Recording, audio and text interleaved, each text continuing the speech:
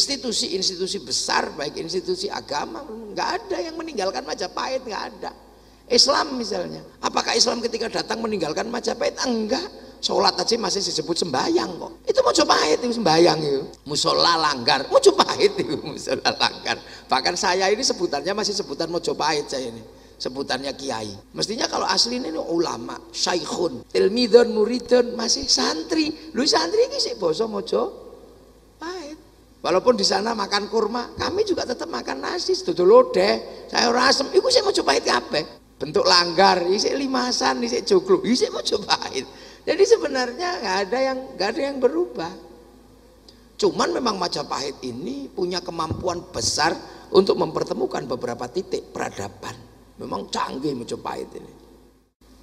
Nah, sesuatu yang ada dari Sabang sampai Merauke tahun 45 dikasih label namanya Negara Kesatuan Republik Indonesia. Semuanya juga sudah ada sebelum Indonesia. Contoh, kita makan nasi itu sudah ada semenjak sebelum ada Indonesia, dan itu pelajaran orang tua dulu bagaimana bikin sayur asem. Kenapa Amerika tidak ada sayur asem? Karena nenek moyangnya tidak pernah bikin sayur asem.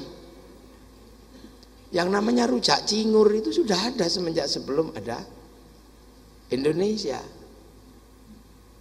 Makanya kalau dulu zaman Sarip tambah Oso, zaman Joko Sambang itu, Joko Brek itu sudah ada, Sawung Galing sudah ada. Nah, kenapa kemudian di Cina tidak ada rujak cingur? Ya karena nenek moyangnya nggak pernah bikin rujak cingur. Jadi yang kita nikmati hari ini sebenarnya produk lama. Yang paling ekstrim itu makan gadung itu. Itu beberapa negara itu nggak sanggup ngolah gadung itu.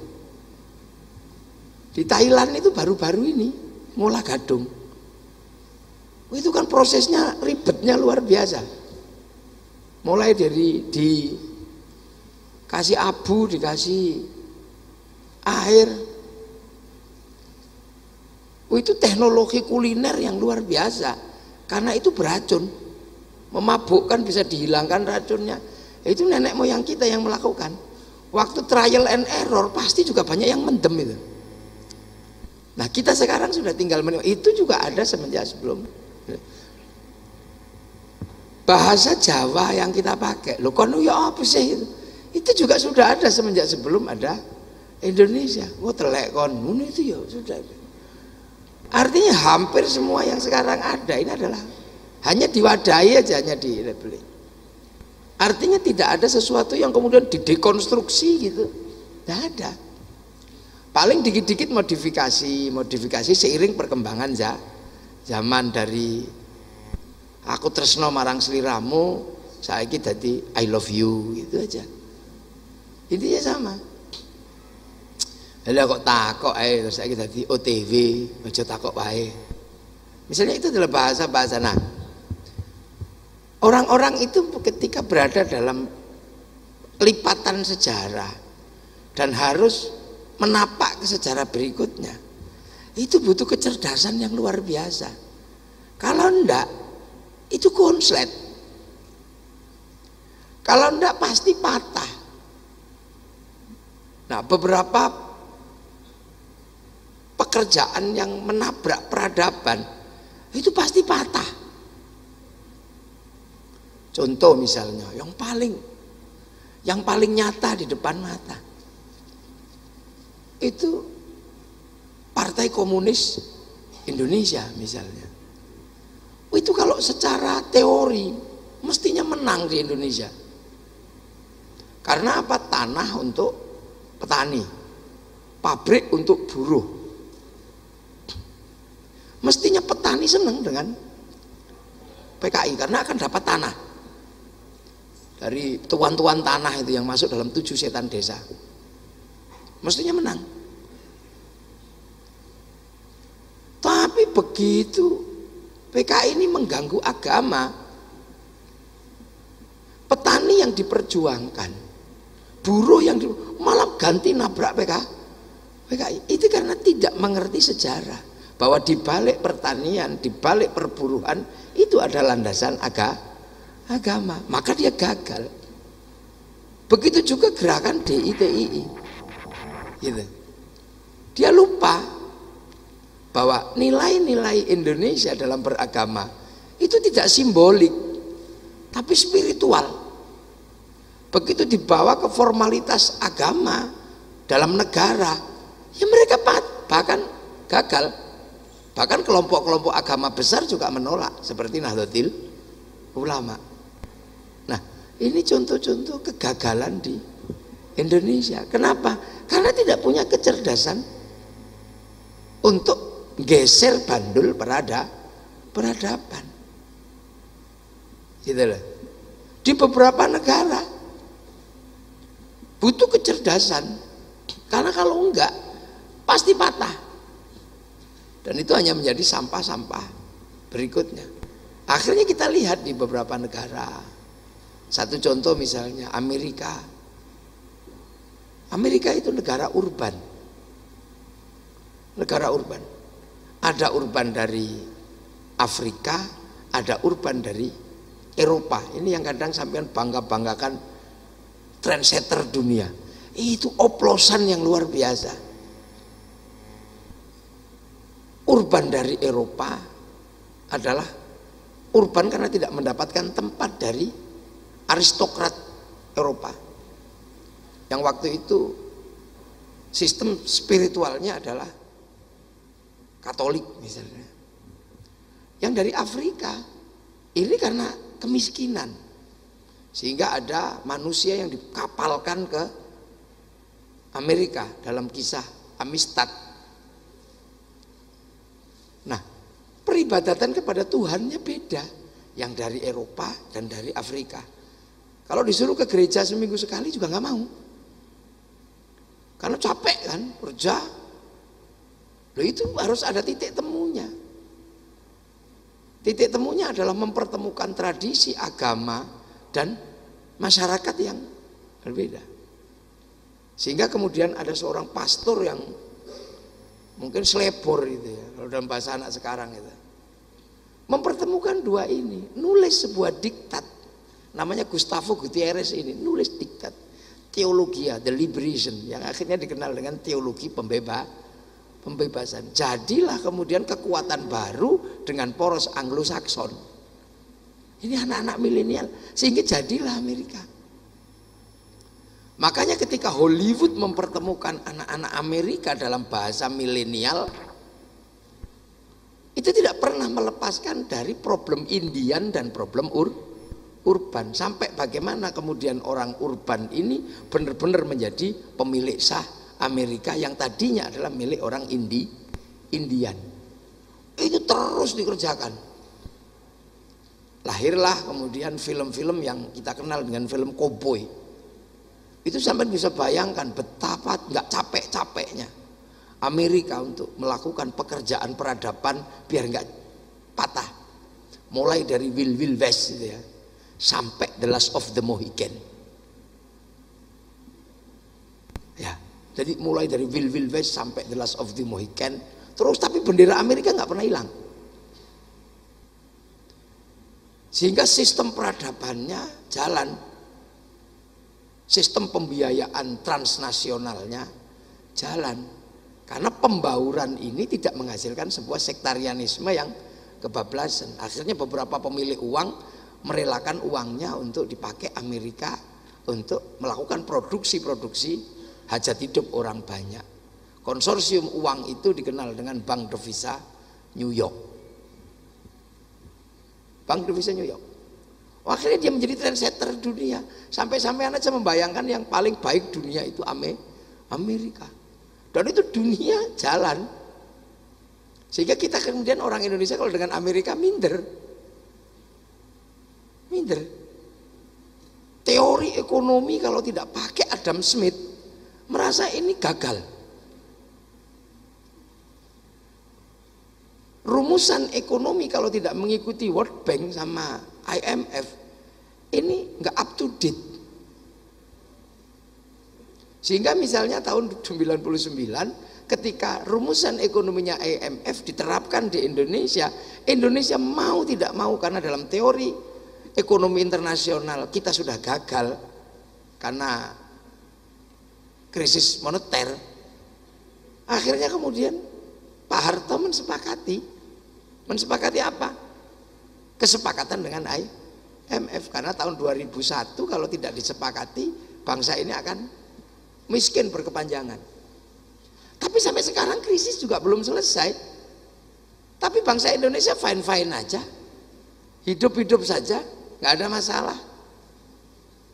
Ini yang salah manusianya yang nggak mati-mati, atau alat ukurnya yang salah.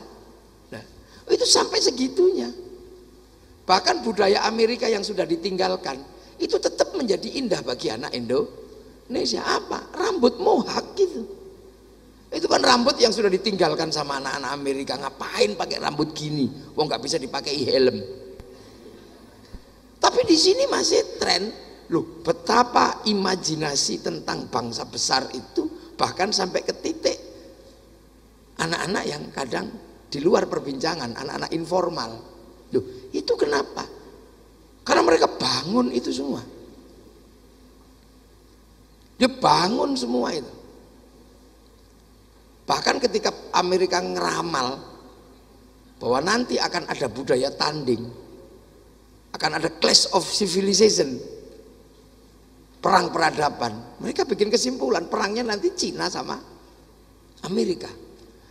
Ini yang ngeramal, mungkin bahasa kita peramal, karena Amerika disebut sosiolog, antropolog, namanya Samuel Huntington. Maka ada itu benturan, dan ujung benturannya adalah agama. Makanya beberapa negara yang percaya dengan benturan agama itu panik. Mereka juga harus investasi dalam agama biar nanti kalau benturan punya pasukan agama. Mau bikin agama baru juga nggak mungkin. Akhirnya recycling produk-produk agama yang sudah ditinggalkan oleh pemeluknya, di recycling, dibawa lagi ke pasar. Nah, agar pasar bisa diterima, pasarnya dibikin ahistoris. Gitu loh. Pasarnya dibikin ahistoris. Nah, pasar ahistoris ini terjadi di semua agama. Di Islam kembali pada Quran Sunnah.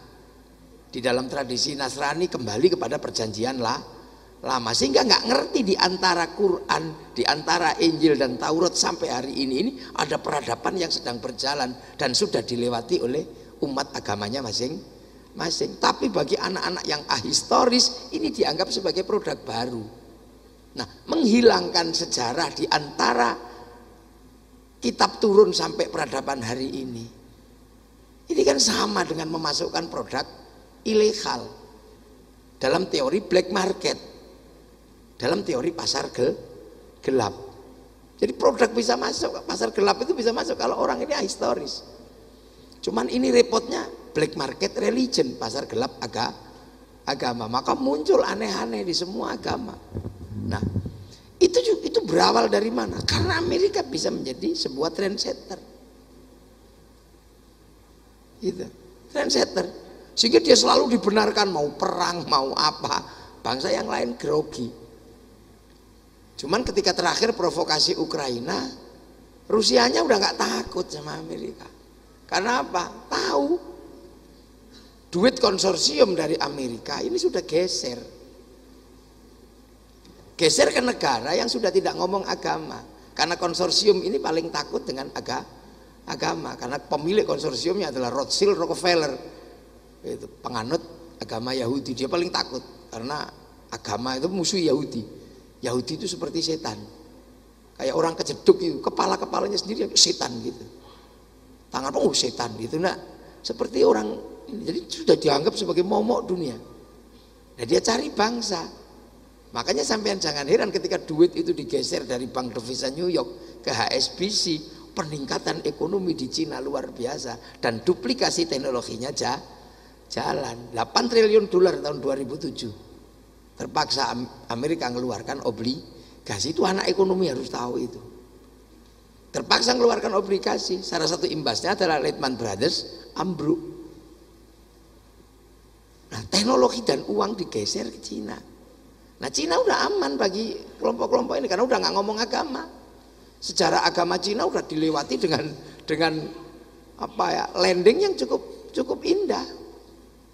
Ketika Tuhan melarang judi, dia bikin dewa judi. Ketika Tuhan melarang mabuk, dia bikin dewa mabuk. Ketika Tuhan kok sudah terlalu berkuasa, dinaiki Sun Gokong, Tuhan yang ngungsi. Siapa berani bikin cerita peradaban seperti itu kalau nggak di sana? Makanya produktivitas di sana aja jalan. Nah, begitu ini kuat, Cina siap, gitu loh. Cina siap karena secara spiritual kalau tadi the last of the Mohican sampai ini, di sini juga udah disiapin. Bagaimana anak-anak Cina ini punya kebanggaan kepada bangsanya. Karena dikerjakan betul dari mulai ular putih sampai ular hijau, mulai dari Wong Fei Hung, ceritakan terus. Jadi anak-anak Cina itu tahu identitas bangsanya. Betapa mereka dulu sudah setiap hari perang sampai ketemu titik temu dalam Samkok misalnya. Oh jangan diulang, kita nggak mungkin jadi bangsa kalau terus bunuh-bunuhan kayak gitu antar dinasti. Dia tahu artinya bagaimana dulu sampai bangun tembok Cina, diceritakan. Dalam Great Wall, film terbaru yang semi digital itu. Tapi dia juga tahu betapa Mulan itu begitu kuatnya. Bukan hanya Wonder Woman, tapi Mulan. Mereka punya semua kebanggaan itu. Sehingga semuanya siap. Produksi, konsumsi, jalan. Jadi pertamanya ya yang datang film Wong Fei Hung apa. Tapi begitu setelah itu pabrik bisnya juga datang. Nah, ini mereka melakukan itu. Jangan dikira mereka nggak melakukan itu. Bagaimana membangun konstruksi dari budaya yang pernah ada dinaikkan untuk apa? Untuk survive. Karena bagaimanapun juga yang namanya kesepakatan nation state atau negara bangsa itu adalah jaminan survival penduduknya. Dan 2 miliar orang di Cina orang nggak bisa main-main. Salah hitung kanibal. Karena mereka punya musim dingin. Bahwa ini tidak main-main. Bahwa ini konstruksi yang dipakai. Tiba-tiba kemudian kita tahu, loh, kok tiba-tiba ada bangsa yang lain lagi yang tiba-tiba hadir dalam perbincangan kita setiap hari, Korea. Tapi Korea sebelum Samsung hadir, sebelum makanan Korea hadir, itu drakor dulu datang. Drama Korea, rambutnya miring gitu kan. Terus berderai air mata. Pada saat yang sama beda tipis antara laki-laki dan perempuan. Perempuannya ke laki-lakian, laki-lakinya ke perempuanan. Karena apa? Produksi industrinya nggak membedakan laki-laki dan nggak membedakan perempuan. Baju dibikin nggak laki-laki nggak perempuan. Jadi mau nggak mau pemakai produk harus pakai celana yang mestinya itu punya laki-laki dipakai juga untuk perempuan. Baju yang tadinya punya perempuan dipakai juga laki-laki, jangkis gitu. Akhirnya yang laki-laki juga gini-gini juga jalannya. Habis itu nggak cocok, kalau punya muka terlalu serem ya operasi, skincare paling enggak. Nah itu laku. Jadi ada tren dunia setengah laki-laki setengah perempuan, itu Korea yang nawarkan itu. Kalau masih Amerika itu masih laki-laki, masih perempuan, masih ini. Begitu sekarang. Nah itu juga ke sini. Makanya kadang saya kalau ke mall itu susah lihat laki-laki gagah, itu susah. Banyak laki-laki yang gitu. Banyak. Gitu. Yang six pack itu malah pacarnya laki-laki. Malah yang gendut itu yang masih asli laki-laki. Kadang gitu. Saya pernah ke Korea itu dikatakan, setelah 40 tahun saya menjadi warga Korea, baru saya hari ini ketemu laki-laki. Nah saya itu dianggap sebagai laki-laki tulen. Karena gondrong, ada brewoknya dikit. Loh, itu terjadi. Nah, semua bangsa melakukan itu. Dan hari ini bertarung di situ. Bertarung di situ. Makanya saya tadi berbincang sebentar, Ini dunia ini sekarang bertarung semuanya di situ. Untuk apa? Ya menghidupi warganya. Jepang sama. Jepang juga bertaruh dengan warganya. Tapi bahwa Jepang itu membangkitkan cerita tentang apa? Semangat Bushido, semangat samurai, dari katana sampai yakuza, ceritain semua, dibuka. Bahkan anak-anak kecil harus tahu sejarah Jepang. Yang paling menyedihkan adalah ketika perang besar antara generasi tua dan generasi muda dalam konflik Tokugawa dan restorasi Meiji. Dibangkitkan itu agar anak-anak tahu, biar nggak ngulang itu. Sampai dijadikan film kartun gitu. Samurai X dengan tokohnya Rurouni Kenshin. Dibangun dari situ terus pelan gitu. Dan saling tekan bangsa ini di era milenial. Ketika Amerika gagal di Vietnam, dia bikin film Rambo 1 sampai 6. Ditekan sama Cina, dia bikin American Samurai, sama American Kung Fu, American Shaolin, dia bikin. Terakhir ya Karate Kid itu. Dengan Jepang masih tetap menang dia. Saling menekan. Gagal obligasi, dia dibikin film apa? Kiamat 2012. Karena dia nggak bisa bayar obligasi. Dan yang membuat dia selamat ya pergi ke Tibet karena dunianya tenggelam. Cina ya balesnya juga nggak ribet-ribet amat. Bikin aja The Forbidden Kingdom. Bahwa tongkat Sun Gokong harus dikembalikan kepada Cina. Akhirnya anak Amerika kecil itu nyerahkan ke Cina, diantar sama Jackie Chan itu. Ini dulu diciptakannya Broadway, diciptakannya opera itu sebenarnya untuk satir dari pergerakan zaman. Makanya Charlie Chaplin berani mensatirkan Hitler itu. Bagian dari kampanye. Kalau di Indonesia lodrok dulu itu. Semua masih. Nah kadang itu anak milenial itu gak kerasa bahwa menikmati hari ini adalah karena kecerdasan orang dahulu. Biar tidak patah pergerakan kebangsaan dari dinamika yang namanya dinamika struktural yang berawal dari dinamika kultural. Ini biar gak patah. Akan tetapi karena sistem itu transnasional, makanya pemain milenial itu gak banyak. Pemain milenial itu gak banyak. Cuman dikit-dikit aja yang main di dunia milenial. Yang lain itu pemakai semua. Konsumsi semua. Makanya nggak heran sekarang agama ribut, pacaran ribut, ya, berbicara tentang ekonomi ribut, politik ribut, semua ribut. Tapi yang menikmati keributan dunia itu terbesar hari ini siapa? Mark Zuckerberg. Dia yang paling menikmati apapun yang terjadi di dunia ini dengan silang sengkarutnya, ya Mark Zuckerberg. Pacaran pakai WA, ribut politik pakai WhatsApp, persoalan pencapresan pakai Facebook. Dia ini yang menikmati betul. Nah seluruh Universitas Wijaya Kusuma tidak ada yang bisa lepas dari situ. Ya lepas itu.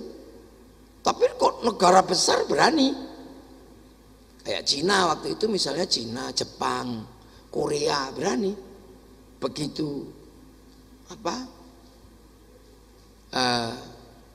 kesepakatan algoritma internasional disepakati, ada beberapa negara yang mendaftarkan hurufnya di sistem algoritma internasional. Indonesia kebetulan nggak punya huruf, sehingga sama yang mau didaftarkan tetap ABCD dan itu huruf Latin. Sehingga ketika seandainya harus bikin big data, passwordnya tetap ABCD. Kalau Cina berani, dia daftarkan hurufnya, akhirnya dia lawan Amazon pakai Alibaba, dia lawan WhatsApp pakai WeChat, dia lawan Facebook pakai QQ Runner, dia berani. Kita pakai aja sehingga setiap bulan 200 triliun harus diambil sama Mark Zuckerberg karena itu bayar. Itu bayar. Dan anak-anak muda kita jarang gak mau mikir. Anak-anak Wijaya Kusuma apa masih mau mikir itu? Mungkin ya males mikir. Alah enakan nganggo sesuk terus nyambut gawe di perusahaan yang ada. Yang penting gak nganggur, maksimal Gojek ya udah. Nah ini kan anak-anak pinter segini ini mestinya mikir semua. Bagaimana bangsa ini bangkitkan. Makanya ketika kemudian mencoba berbicara mundur gitu, kalau bangsa yang lain ini sudah mundur lama, sudah dibicarakan yang lama-lama ini. Nah Indonesia ini dulu masih ada Joko Sambang, Joko Beret, Cak Durasim itu masih sering menampilkan. Nah itu sekarang masih nggak kita ini misalnya kemudian kenapa sih kita punya sistem berbeda? Mungkin nggak kalau misalnya koperasi ini ditabrakkan dengan sistem ekonomi internasional.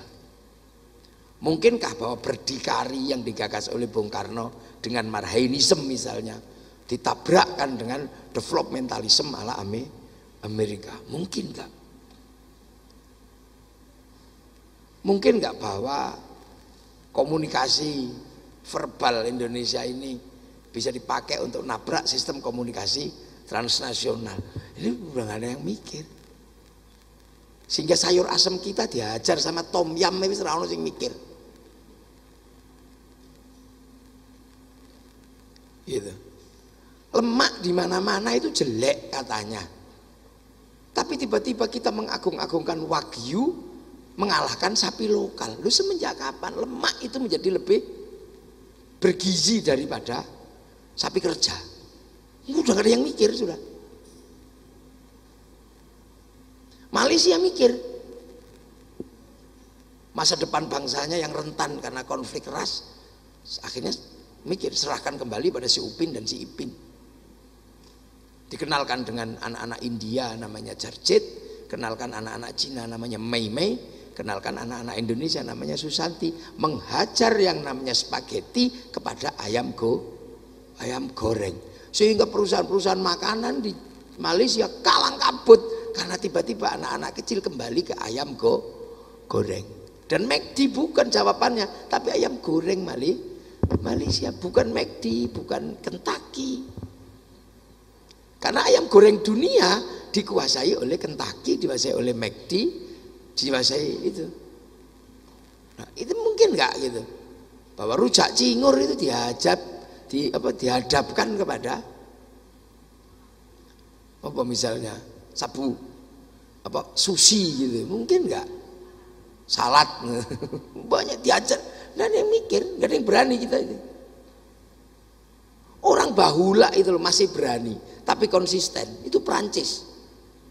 Filsafat dia pikir setiap hari, dan mereka berani nabrak satu kontainer tas, ditabrak dengan hanya satu tas mereknya Hermes gitu. Itu yang sak kontainer itu langsung KO, udah nggak bisa. Bagaimana? Dia berani itu melawan itu. Baju rusak berani ngalahkan baju baik itu ya cuman Perancis. Baju sobek lebih mahal daripada baju utuh itu Perancis. Ya Allah, saya nggak kebayang itu. Baju yang tidak kelihatan itu mengalahkan baju yang kelihatan. Loh, sopo sing ngarep delok simpak itu lho sopo. Tapi dia bisa jual itu lebih mahal daripada yang kita pakai sekujur tubuh itu. Meng simpak tipis gitu.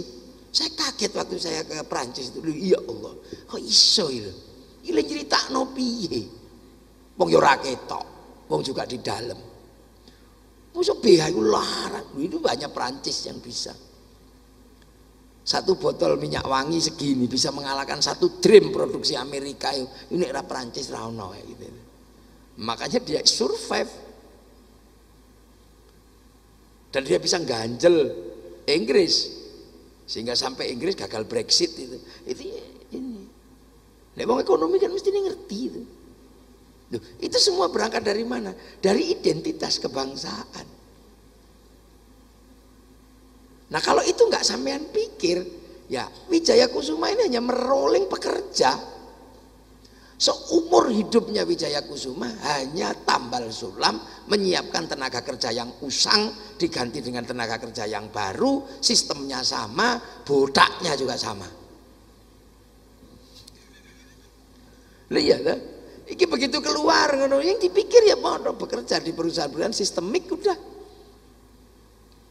Makanya cari kader-kader yang cerdas di antara Wijaya Kusuma. Sakmene kabeh cukup. Nek misalnya mek loro tok ndak apa-apa, 2 itu suruh mikir. Dibiayai sama Wijaya Kusuma. Piye carane kamu bisa produksi? Kamu tidak terus menjadi bangsa konsumsi.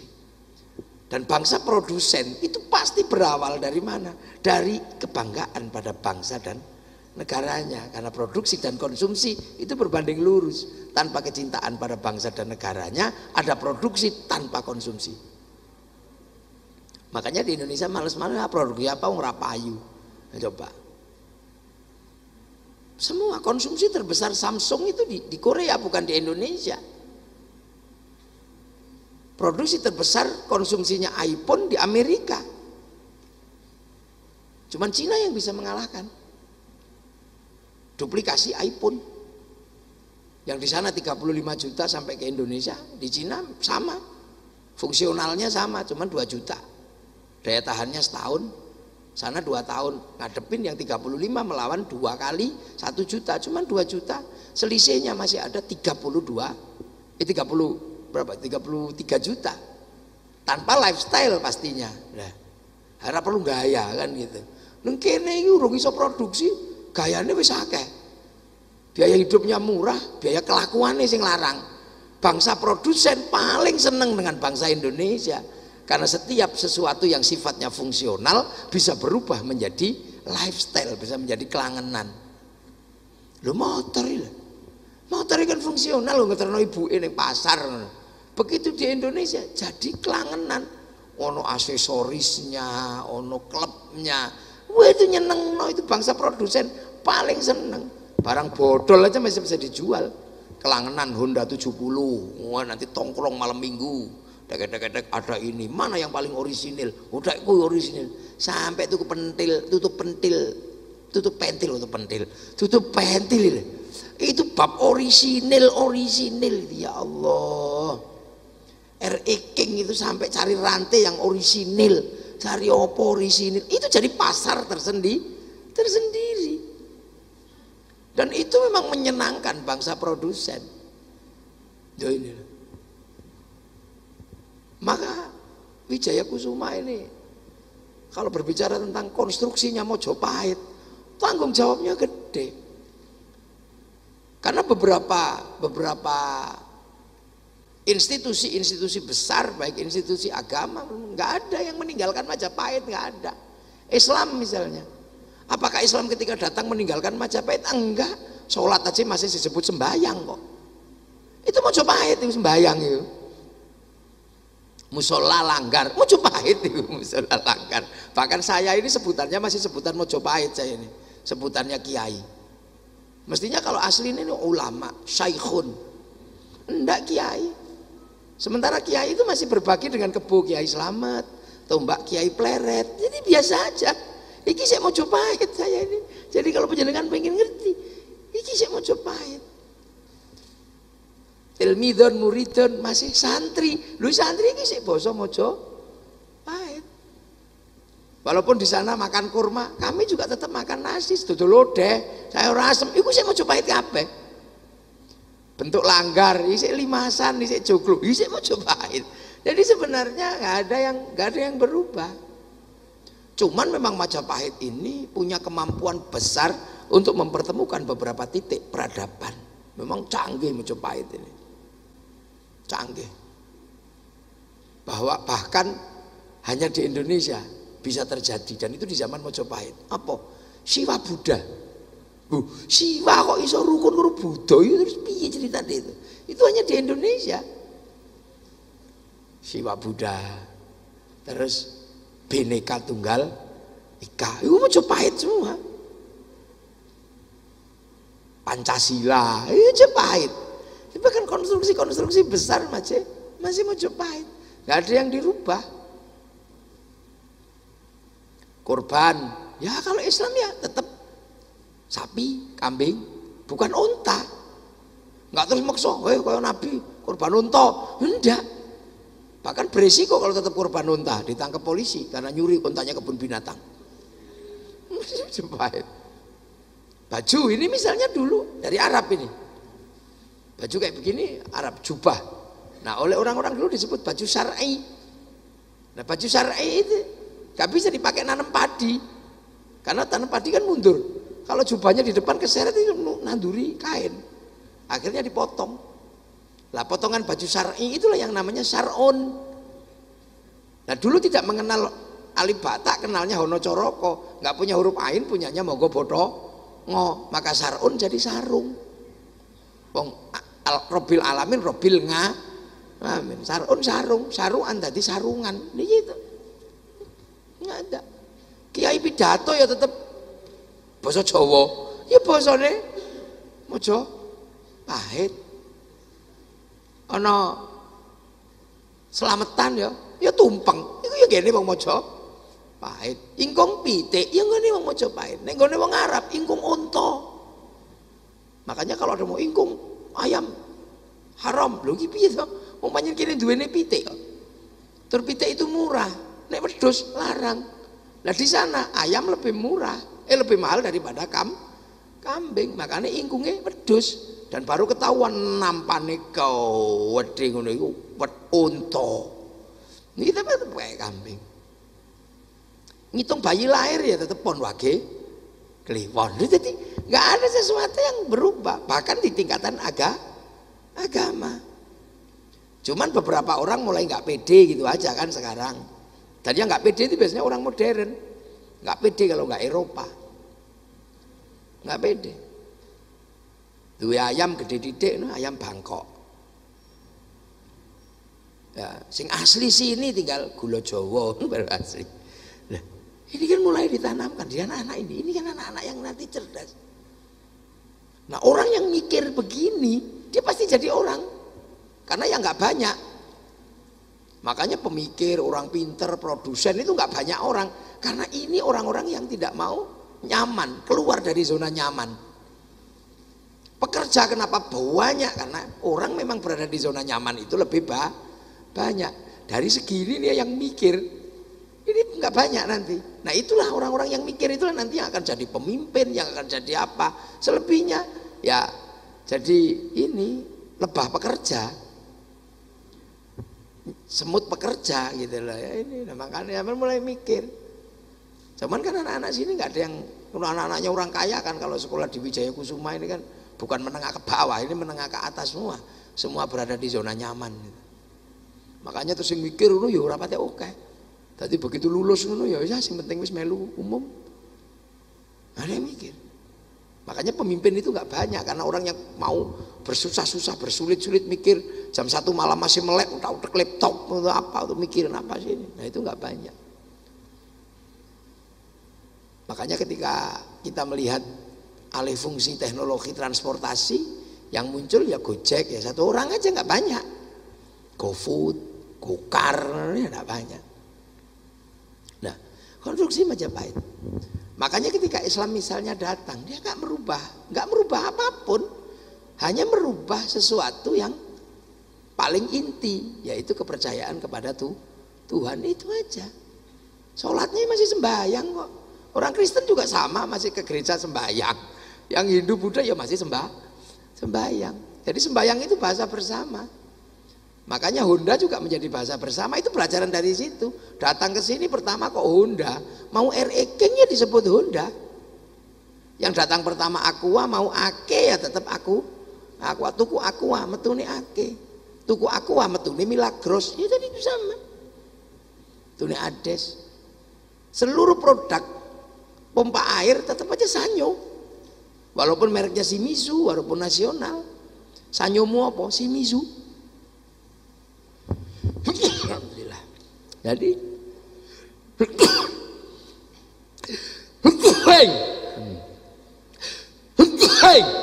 Nah itu wahing itu kalau diempet itu jadinya keras. Loh itu loh, jadi semua. Dan ibu-ibu sudah bersepakat apapun isinya, bungkusnya kongguan.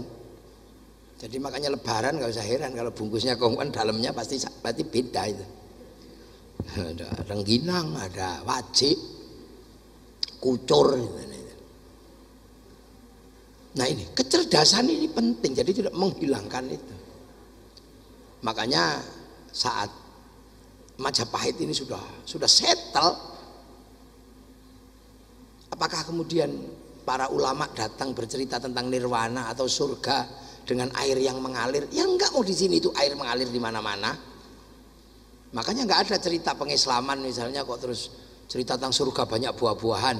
Orang di sini buah-buahan banyak sekali. Di sana paling kurma, jeruk, terus delima, ruman. Di sini ada kesemek, ada duwet, ada cipluan, lebih banyak. Bahkan hantunya lebih banyak di sini. Di sana cuman ghost, jin. Sini suster ngesot sampai kolor hijau, sampai wewe gombel, kuntilanak, ada macam-macam. Gundul pringis. Gitu.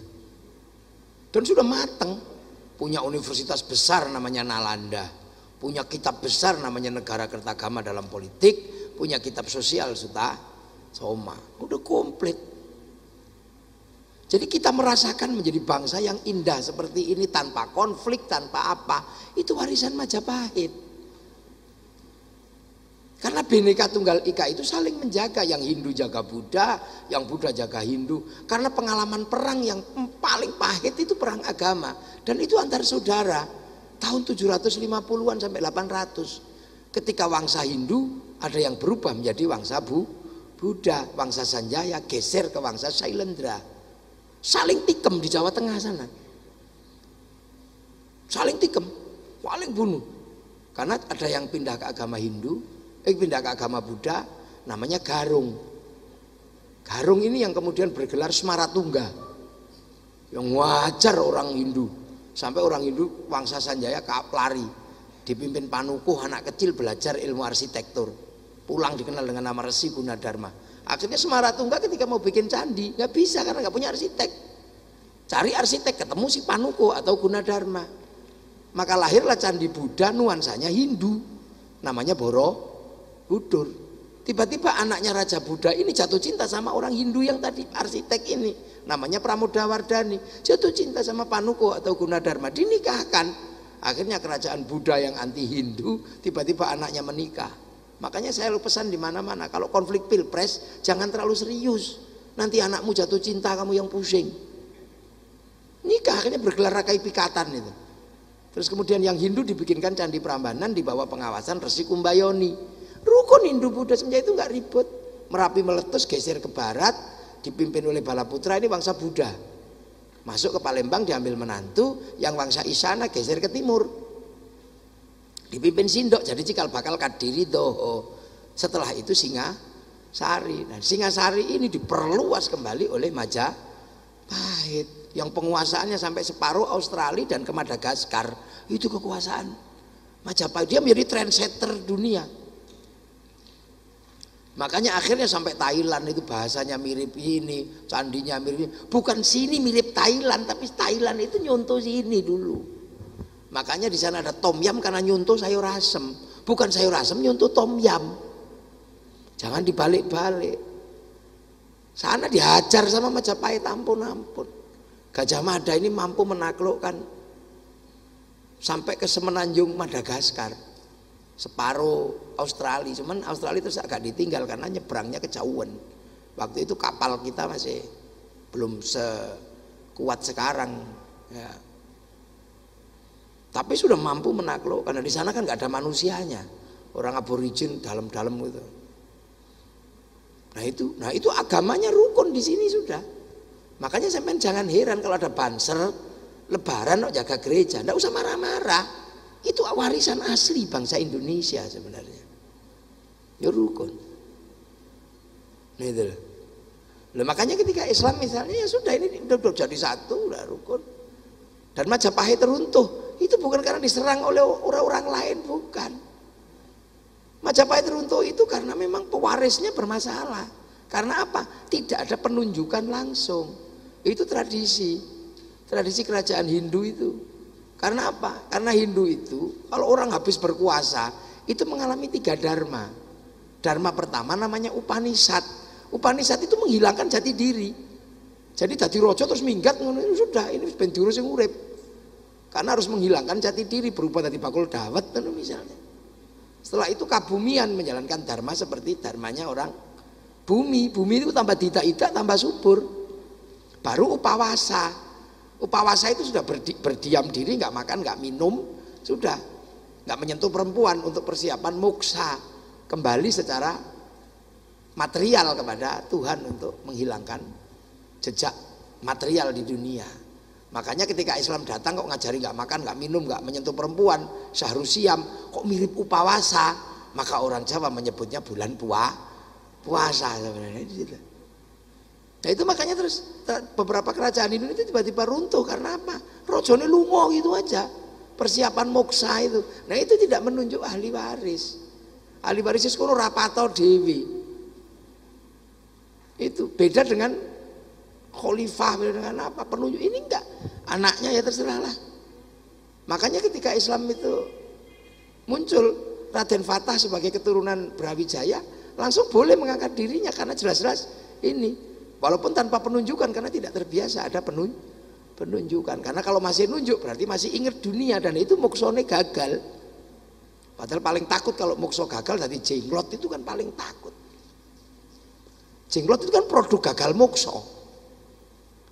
Makanya orang yang takut gagal mokso tidak mengikuti dharma Brahmana, ikutnya dharma Siwa. Siwa lebih mudah bagi orang-orang awam itu dharmanya. Karena apa? Ada ajaran Kali ajaran Durga, ajaran Siwa. Lahirlah ajaran yang lebih mudah namanya Bhairawa Tantra, itu yang sekarang dikenal dengan Tantrayana. Itu kalau diceritakan panjang. Karena waktu penelitian saya sampai India, sampai mana. Dan Bhairawa terakhir dari Indonesia geser ke India. Dikenal dengan sekte Agori. Yang sampai sekarang semua orang masih takut dengan sekte Agori. Karena ritualnya makan bangkai manusia. Jadi kalau Sumanto itu bukan sesuatu yang baru dulu. Tempatnya di Kesetra. Sekarang sekte Agori siapa yang nggak takut itu? Cuman buka itu di YouTube itu sudah ada.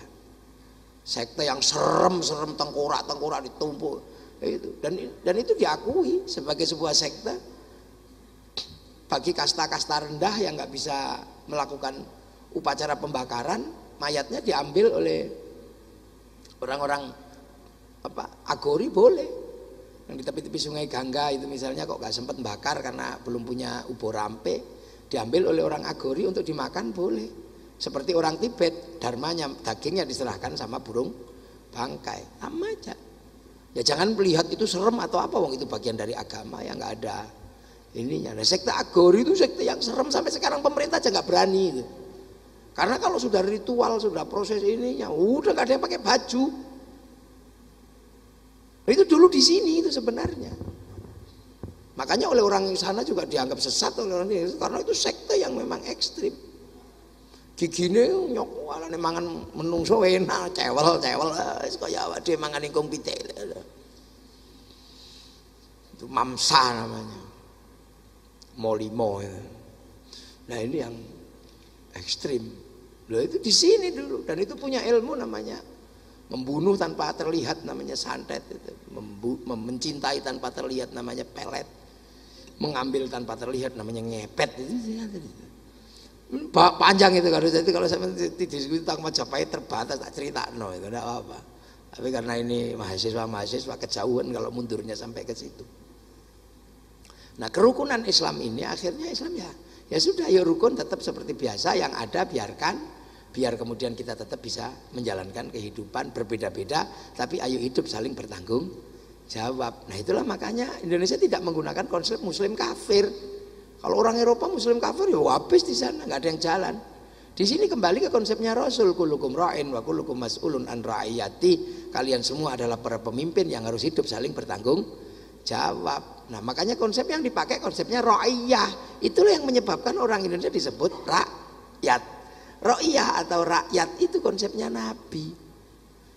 Kita bukan people. Kalau people itu vox populi, vox dei, suara mayoritas, suara Tuhan. Begitu dia mayoritas, dia mengatakan bagian dari Tuhan. Makanya konsep khilafah nggak cocok di negeri ra'iyah. Begitu juga komunis, dia proletar. Begitu dia kuat, dia namanya diktator proletariat. Makanya komunis nggak cocok di negeri ra'iyah. Dan satu-satunya negeri muslim yang bisa ngambil kalimat ra'iyah untuk menyebut warga bangsanya itu cuma muslim Indonesia. Makanya jangan pernah khawatir, semayoritas apapun muslim di Indonesia tidak akan pernah menjadi diktator mayoritas, karena konsep ra'iyah, hidup saling bertanggung jawab. Dan itulah keberhasilan kita. Arab satu bangsa pecah puluhan negara, Cina satu bangsa pecah puluhan negara, Afrika satu bangsa pecah puluhan negara. Kita puluhan bangsa, suku dan agama mampu bersatu dalam satu negara kesatuan, Republik Indonesia. Itu makanya kiai-kiai gak kufar kafir itu ya ndak, oh memang ra'iyah kok mau kafir no. Maka tidak ada orang kafir di negeri ra'iyah ini, gak ada. Makanya ra'iyah kalau ngumpul namanya musyarakah, dari bahasa masyarakat itu jadinya bahasa Arab itu. Terus kalau terjadi sesuatu yang harus dibicarakan, wasyawirhum fil amri, bermusyawarah lah.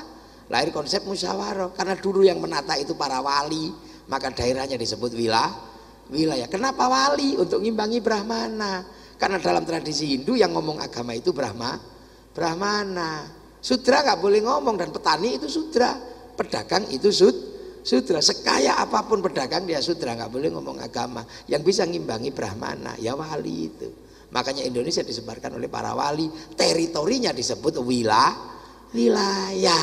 Makanya wilayahnya inilah yang diisi ra'iyah, musyarakah, musyawarah, begitu bergerak terus berubah menjadi negara kesatuan Republik Indonesia. Santri sebagai penerus para wali tetap konsisten NKRI harga mati.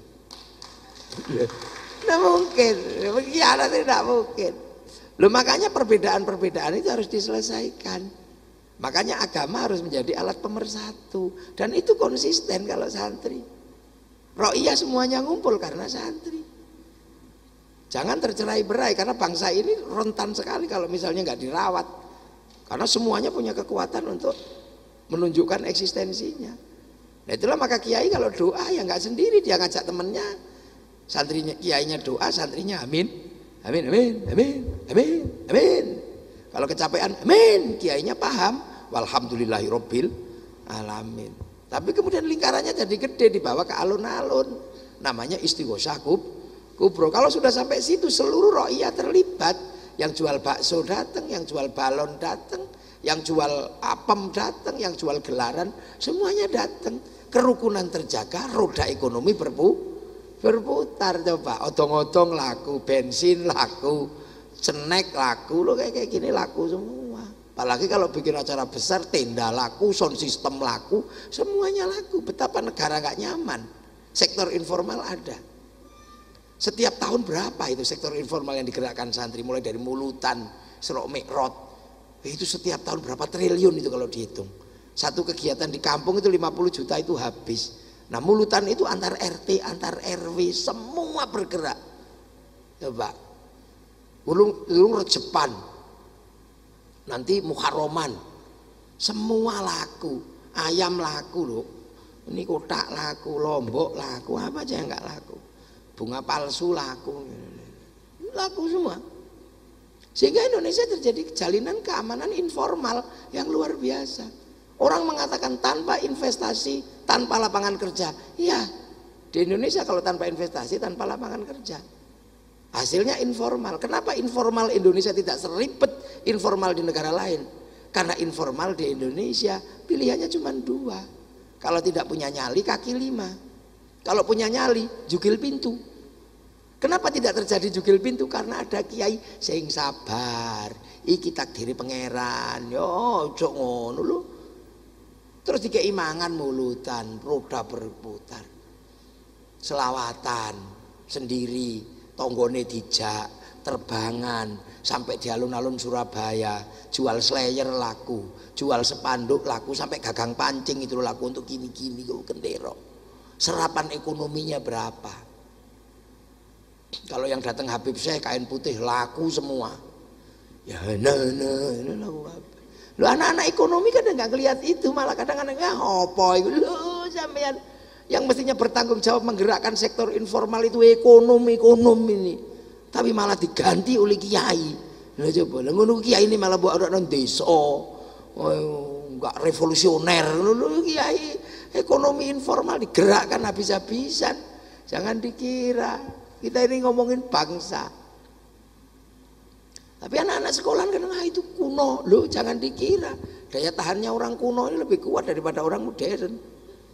Nah kuno, ziarah kubur, itu bis pariwisata laku. Berapa jumlah bis pariwisata yang diserap oleh makam para wali berziarah kubur itu? Makanya 2 tahun corona nggak ada ziarah, seluruh bis itu bangkrut itu. Sampai makam para wali, makam Sunan Ampel sampai lihat berapa pasar yang terserap. Jual nasi laku, jual minyak laku, tasbih laku. Sampai belum lihat copet yang hidup di situ itu berapa. Ayo, loh. Terus di dalam kuburan rileks ya Allah orangnya. La ilaha illallah, la ilaha illallah. Gak ribut sama sebelahnya. Sallallahu ala Muhammad, gak ribut. Sebelahnya satu bis datang ngawiti ingsun, gak ribut. Rukun semua.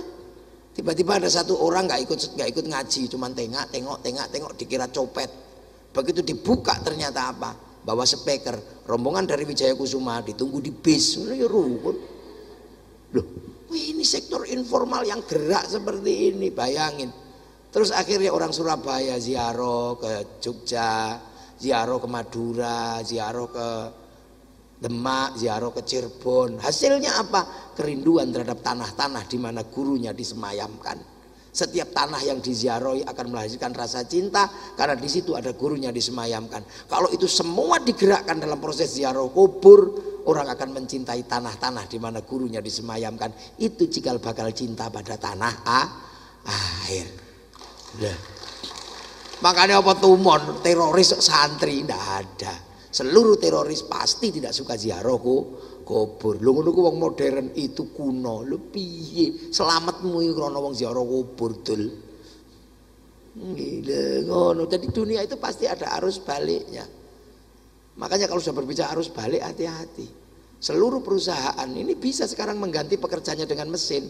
Tapi orang yang nganggur sampean kaya karena pabriknya pakai mesin, tapi tunggu arus baliknya dijugil lawangmu. Ini harus dipikir, itu namanya arus balik. Nah, dan kiai-kiai juga enak untuk menjaga bahwa agama ini biar tidak terlalu frontal. Karena orang kalau ngomong agama itu nggak ada kontrol, karena selalu atas nama Tuhan dan atas nama Nabi. Makanya kalau santri pidato ada 2, kalau kayak saya ini nggak sekti, ya nggak dibatasi, mau bisa diinterupsi. Nah ada kiai yang sekti, ulama sekti itu siapa? Kalau sudah khutbah Jumat, wah itu nggak ada yang berani itu. Gak ada interupsi tape, nggak berani, diam gini aja. Nah orang kayak gitu kalau nggak dibatasi kan bahaya. Makanya santri punya tradisi suruh baca teks sama pegang tongkat. Karena kalau baca teks pasti sopan. Itakullah. Lepas teksnya itu sebul kipas angin bubar. Gitu. Lepas tongkatnya jatuh. Makanya kalau pakai tongkat pasti sopan. Itakullah saudara-saudaraku sekalian. Marilah kita tingkatkan takwa kita. Begitu tongkatnya nggak ada, saudara Jokowi ya begitu. Lihat dulu ini social engineering. Bagaimana membangun konstruksi untuk keselamatan hidup bersama. Karena hidup bersama harus dijaga. Gitu. Bukan cuma W.S. Rendra yang menyatakan bahwa hidup bersama harus dijaga. Jadi konstruksi spiritual yang dibangun oleh santri ini membuat konstruksi yang luar biasa. Yang sulit-sulit dilakukan bisa dijalankan dalam kehidupan ini. Nah inilah. Jadi kecerdasan spiritual ini tidak ada satupun yang menyingkirkan Majapahit. Majapahit sudah jadi sebuah bangsa, bisa dipakai konstruksinya. Nah ini. Jadi makanya kalau berbicara tentang Majapahit, ya kita berbicara tentang diri kita sendiri sebenarnya. Ya suka nggak suka, telek kon niku ya Majapahit. Lho ini apa sih kok ketok-ketokan dia kan lu. Dapuramu lho ya Majapahit bahasa itu. Nek bahasa Inggris where you come from? Lho bahasa Inggris ora kanggo ning kene. Min en ya ora patek kanggo, paling ente wae ene gitu, ene ente ngono itu. Kon apa? Lho itu jadi sampean sedina-dina ya basane sik basa Majapahit. Sing babat alas Surabaya ya wong Majapahit. Jadi sampean iku bendina ya sik nglewati Majapahit. Sampean seneng gak seneng ya iku Majapahit, gawe gerbang omah Majapahit. Pon Wage Kliwon Majapahit. Bahkan kiai sik Majapahit. Lho asline kan saikhun berhubung Majapahit ya kiai. Konconan Kebo Kiai Slamet, Mbak Kiai Pleret ya gak apa-apa. Keris Kiai Sengkelat kiai. Nah itulah. Nah itulah anak-anakku sekalian. Ini tak celuk anak-anak wong sik cilik-cilik ngene mahasiswa. Sing gede-gede bapak-bapak iki dulur-dulurku ya. Pikir ini. Karena 300 juta orang ini ke depan tidak boleh mundur. Dia harus bergerak, dia harus terus berjalan. Lah pikiran, cuman sing mikir iki gak oke. Makanya pemimpin juga gak banyak, kreator juga tidak banyak. Nek mikir kabeh royokan dadi kreator, produknya semakin bagus lho. Paling semene ku wong siji loro tok sing setiap hari mikir gimana ya. Tidak menjadi bangsa konsumen. Lho satu contoh aja anak-anak kadang kan gak mikir. Pindah IKN ngono ribut. Padahal itu mungkin salah satu yang bisa kita lakukan adalah di era digital ini pasar uang harus digeser. Karena kalau pasar uang nggak digeser, habis kita sama Singapura dan Malaysia. Karena Singapura dan Malaysia dikasih oleh Inggris 1 jam lebih awal dari jam Jakarta. Karena dia persemakmuran, dia Commonwealth. Dalam teori bujur dan teori lintang itu melanggar hukum alam. Karena mestinya sana itu 1 jam lebih lambat dari Jakarta, tapi bisa 1 jam lebih awal dari waktu Jakarta. Itu hasilnya apa? Diikuti oleh pasar uangnya juga buka 1 jam lebih awal. Pasar digitalnya lebih maju dia. Makanya Elon Musk bahkan sampai hari ini pun kantornya masih di sana karena dia nggak mungkin melepaskan diri dari perdagangan digital. Bursanya buka 1 jam lebih awal dari bursa Jakarta. Ngapain berdagang ini? Jadi bukan itu, kalau kita bisa geser di IKN nanti dan sudah ada jaminan, itu ya pasti gesernya ke sana karena makan 1/2 jam paling tidak lebih awal dari, bahkan bisa digeser ikut waktu Indonesia Timur bisa. Loh bursanya itu. Makanya sekarang ini gubernur NTT ini yang lagi asik ini. Sekolah jam 5 ngono. Ya saya peteng-teng ngono ae. Guru-guru begini. Untuk apa? Biar nggak tidur pagi. Saya setuju dengan itu. Nggak apa-apa. Mereka punya kebijakan. Kalau enggak gitu NTT ini mungkin dalam bayangan gubernur nggak maju-maju. Maka satu-satunya cara mempercepat waktu. Karena waktu adalah segalanya. Jadi ojo kaget kene jam 7, wono jam 5 isuk, enggak apa-apa.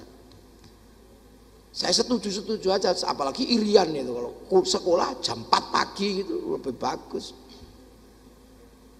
Iya, tidurnya juga sore kok. Enggak ada TV aja kok. Itu cara-cara. Malaysia punya apa? Struggle yang dalam bahasa kita mungkin lebih kuat karena dia dipaksa 1 jam lebih awal dari waktu. Ini kantor bukanya lebih pagi, apanya lebih pagi, melek lu esok. Dalam bahasa Rasulullah wong nek turu bar subuh gare kere. Lha ya kere tenan iki.